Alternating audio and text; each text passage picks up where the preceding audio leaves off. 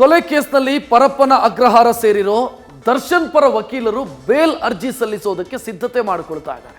ಈಗಾಗಲೇ ನ್ಯಾಯಾಂಗ ಬಂಧನದಲ್ಲಿರೋ ಕಾರಣ ಇವತ್ತೇ ಬೇಲ್ ಅರ್ಜಿ ಸಲ್ಲಿಸೋದಕ್ಕೆ ಅವಕಾಶ ಇತ್ತು. ಆದರೆ ಅದು ಯಾಕೋ ಏನೋ ಯಾವ ಆರೋಪಿಯ ಪರವೂ ಕೂಡ ಇವತ್ತು ಬೇಲ್ ಅರ್ಜಿ ಸಲ್ಲಿಕೆಯಾಗಿಲ್ಲ. ಮತ್ತೊಂದೆಡೆ 2 ದಿನಗಳಿಂದ ಜೈಲಲ್ಲಿರುವಂಥ ದರ್ಶನ್ನನ್ನ ಭೇಟಿಯಾಗೋದಕ್ಕೆ ಆಪ್ತರು ಕುಟುಂಬಸ್ಥರು ಇವತ್ತಿನಿಂದ ಪರಪ್ಪನ ಅಗ್ರಹಾರದತ್ತ ಹೆಜ್ಜೆ ಹಾಕ್ತಾ ಇದ್ದಾರೆ.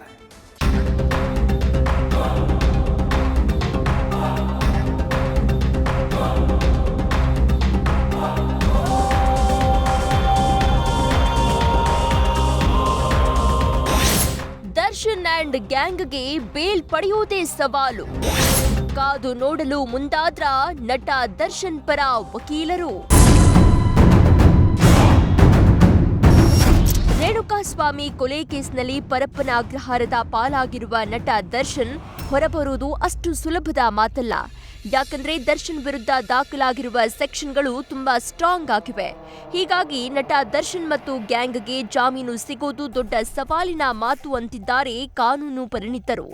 ನ್ಯಾಯಾಂಗ ಬಂಧನದಲ್ಲಿರುವ ನಟ ದರ್ಶನ್ ಪರ ವಕೀಲರು ಇವತ್ತು ಜಾಮೀನಿಗೆ ಅರ್ಜಿ ಸಲ್ಲಿಸಲಿದ್ದಾರೆ ಎಂಬ ಮಾಹಿತಿ ಇತ್ತು. ಆದ್ರೆ ಸದ್ಯಕ್ಕೆ ಬೇಲ್ಗೆ ಅರ್ಜಿ ಸಲ್ಲಿಸದ ಡಿ ಗ್ಯಾಂಗ್ ಪರ ವಕೀಲರು ಕಾದು ನೋಡಲು ಮುಂದಾಗಿದ್ದಾರೆ.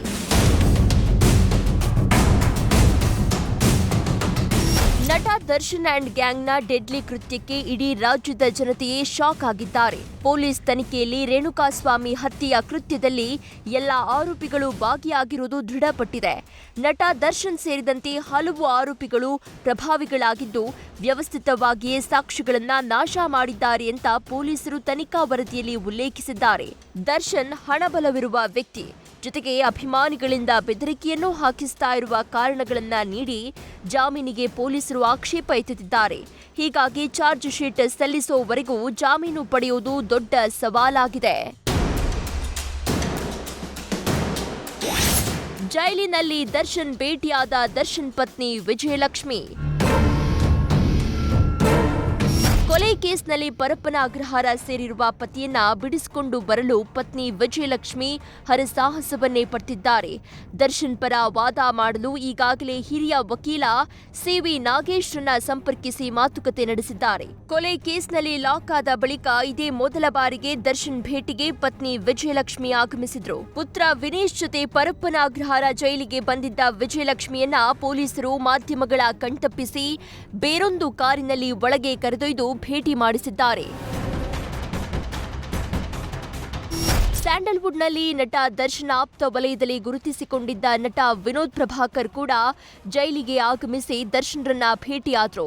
ಈ ಬಗ್ಗೆ ಮಾಧ್ಯಮಗಳಿಗೆ ರಿಯಾಕ್ಟ್ ಮಾಡಿದ ವಿನೋದ್ ಪ್ರಭಾಕರ್, ಜೈಲಿನಲ್ಲಿ ದರ್ಶನ್ ಅವರು ಮೌನವಾಗಿದ್ರು, ಏನ್ ಟೈಗರ್ ಅಂತ ಅಷ್ಟೇ ನನ್ನ ಬಳಿ ಮಾತನಾಡಿದ್ರು ಎಂದಿದ್ದಾರೆ.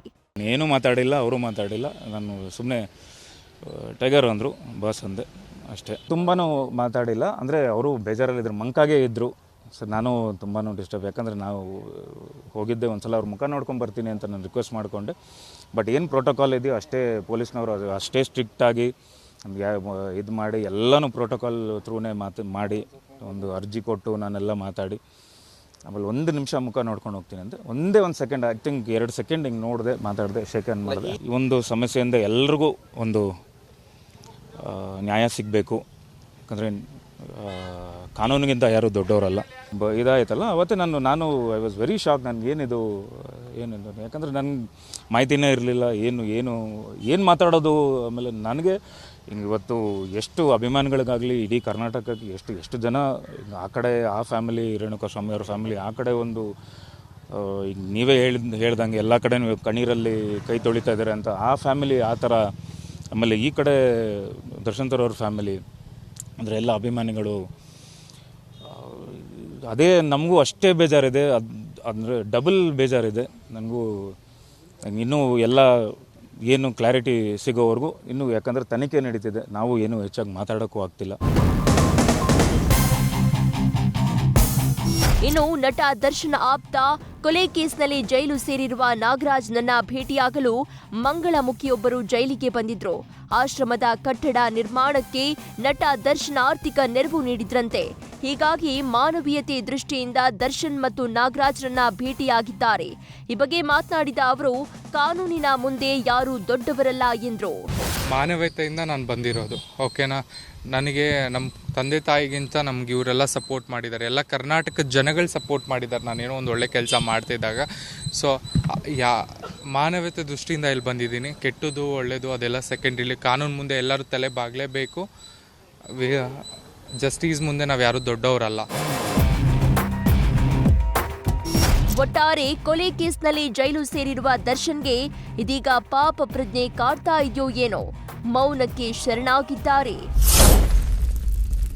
News first bureau.